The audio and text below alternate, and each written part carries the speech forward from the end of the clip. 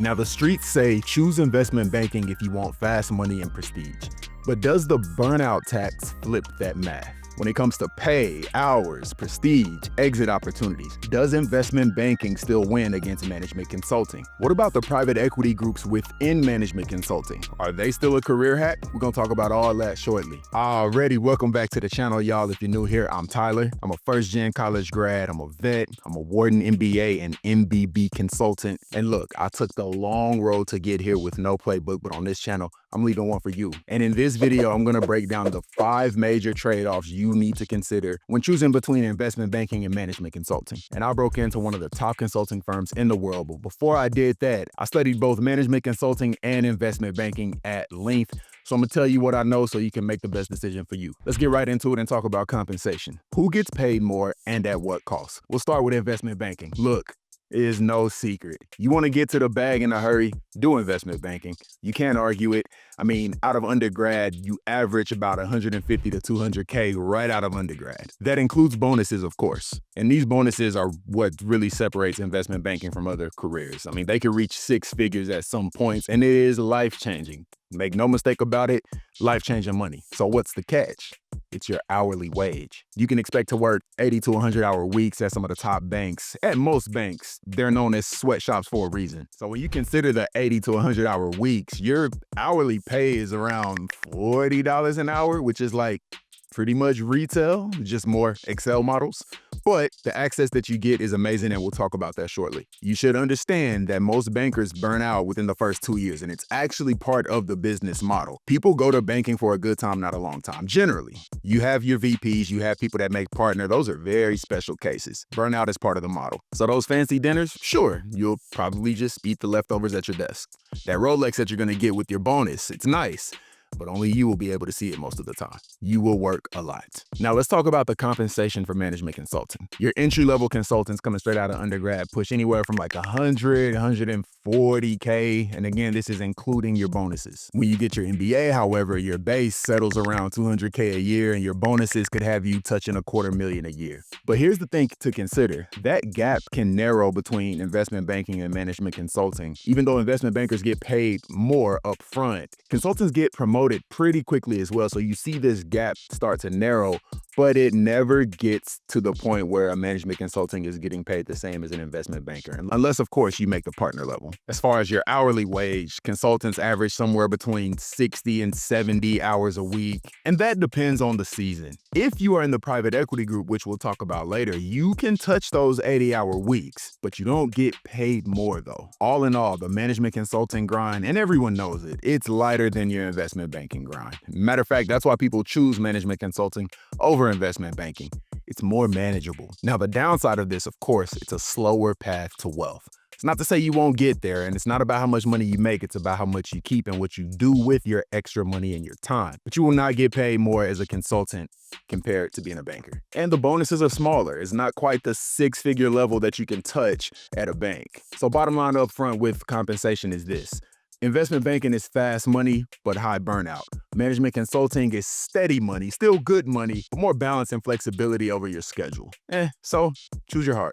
Let's get into the lifestyle. Let's start with investment banking. This is something you just can't replicate in most career fields. As an investment banker, you are going to get exposure to the upper echelons of business. Your CEOs, your hedge fund managers, your founders, the real deal makers of Wall Street. You work directly with them. And what this means, if you can survive 2 years, 3 years in investment banking, you are stamped for life. Not only is it a signal, but you have a crazy network. You got crazy contacts to get into any industry, in any place, in anywhere in the world. That's why people choose investment banking. But there's always a trade-off. And I will say this again. The schedule and the hours are wildly unpredictable. I mean, I'm talking midnight and 1 a.m. text. I'm talking weekend slideshows that you have to work on, weekends that are not protected. The expectation is that you are always on. So much so that when you are not typing in your model, you should probably be resting. So you won't have much time to spend that amazing money that you're going to be making. But do you want to do it for a good time and not a long time to set yourself up? I don't know. The question is yours. Work literally becomes your life in investment banking. So let's talk about the lifestyle with management consulting now. Now, I mentioned that these schedules are more predictable, but there was a study recently done that said over 50%, it was like 52 or 53% of consultants reported that their schedules are manageable. You will never hear a banker say that their schedule is manageable. You won't. There are also a lot of travel perks that are well known within the management consulting industry. Travel perks, hotel perks, flights, get those points, credit card hacks, all of that. You're traveling a lot, but don't get it twisted. You are working very, very hard when you're on the clock. You just may have your weekends protected, and you may be able to get off work at a decent time in order to get your personal things done before you have to log back on later on that night. It really depends on your case team. Now, here's the dark side of management consulting. Travel fatigue is real. So while long hours may feel like the trigger for burnout in investment banking, travel and constantly being on an airplane, it sounds sexy at first, but for weeks at a time, if you're on a trip Monday to Thursday, that could be very, very exhausting. Consider that. In addition to all of the travel, you still have deadlines and you still have projects. So no, it may not be as taxing as investment banking, but it's not a 9 to 5. The job is not a 9 to 5. In fact, that was the first thing that the partner told us during our orientation. He said, this is for management consulting. You may not be here long, and this is not a 9 to 5. Set the tone, right? But here's another side of management consulting that people don't talk about much. It's almost management consulting's clone of the investment banking lifestyle without the pay. It's their private equity group. If you look at the MBB firms, BCG, McKinsey, and Bain, they each have a leg of private equity. And if you are on these teams, you can expect to have a similar lifestyle to that of an investment banker, at least during the week.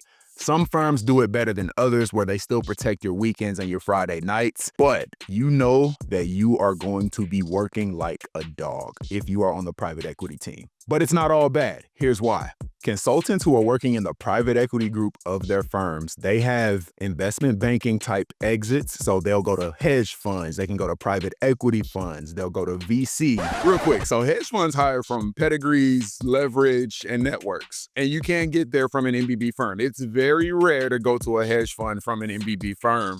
But through the private equity groups, you can get those skills that a hedge fund is looking for, especially if you can model. It can be done.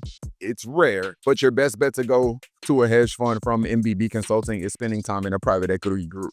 That's my point. All right, back to the concept. And they normally have higher bonuses than that of someone who never worked in the private equity group, but then decides to leave management consulting. So here's the game. Investment banking, you want to think maximum prestige, maximum pay, but no life. For management consulting, you want to think some life, manageable grind, good pay. For private equity group, you want to think banking adjacent lifestyles, consultant pay, banking adjacent exits. So choose your heart. Don't get me wrong, I say choose your heart. There is no wrong answer in my opinion. These are some of the most competitive industries to get into, and whatever you do afterwards, you will be more than okay. Getting in is the hardest thing. All right, so boom, let's move to the type of work you'll be doing in each of the career fields.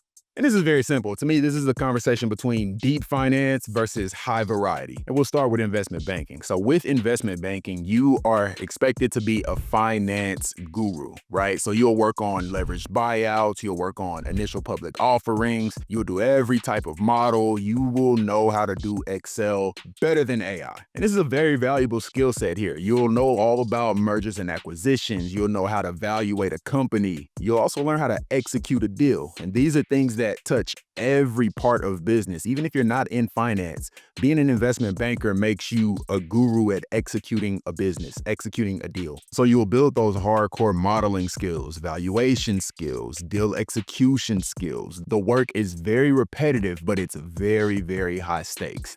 And that's why when you go investment banking, the world respects you because they know they can trust you because you've been vetted and you've been trained to execute business deals. Now, on the consulting side, you're known as a generalist. You're known more as an operator. You know the operations of every type of business. Now, you may not be as astute as an investment banker when it comes to working the finances or working the Excel model. There's a caveat that we'll talk about, but it doesn't matter if it's learning how to implement technology into a healthcare business or learning how to turn around a grocery store. Being a management consultant means you are trained to solve that business problem. Now, you may go hire the banker when it comes to making this thing more profitable, but in terms of hey, where should I place this chocolate bar on the shelf to attract this type of customer? Go to your management consultant. That's all we do. And there are some great skills to learn here too, right? I mean, we're talking about executive presence, storytelling, problem solving through structures and frameworks. All of these things are necessary to increase the value of any business in any industry. But it's important to know with management consulting, generally, you advise, you do not execute. So with that, the outcome isn't really yours to bear because all you do is advise the client. Whereas on the investment banking side, it's higher stakes. This deal is in your hands, which is why it's so stressful. But here's the private equity group twist inside of consulting. PEG equals deal work inside consulting. So you do some of the financial modeling, you do some customer due diligence, and you do have tight deadlines and high risk work within management consulting. So these will be very short reps. Think like 3 to 4 weeks with very, very, very tight deadlines. So it's intense. But again, remember, anything that's intense leads to a higher burnout.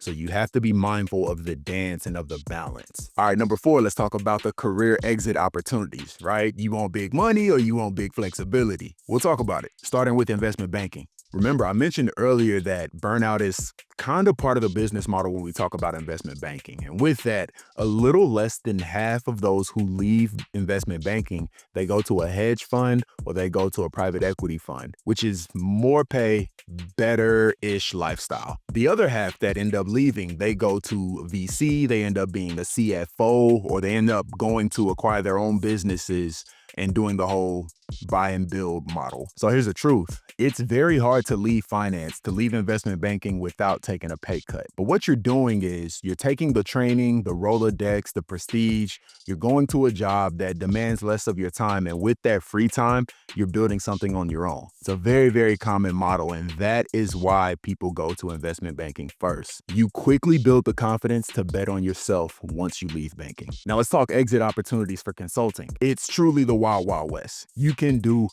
anything. You probably won't go to a hedge fund, and it's very hard to go to private equity after consulting unless you did private equity while you were doing consulting. And when I say the wild, wild west, people go to tech, people go C-suite, people go strategy, people go out and buy and build their own businesses. There's not a linear path to where you can exit after consulting. And that's why I said in the beginning of this section, big flexibility when we think of exit opportunities for management consulting. And truly the only con with this is it's very hard to go high finance after consulting. But if high finance was never your goal and you want it to be more of a Swiss Army knife in business, the answer's clear. But as usual, there's always a twist when we talk about the private equity groups in management consulting firms. These exits actually rival investment banking. About 50% of those exits go into private equity, VC, some type of growth equity, some type of high finance, because you did the work that's adjacent to IB while you were doing a management consulting role.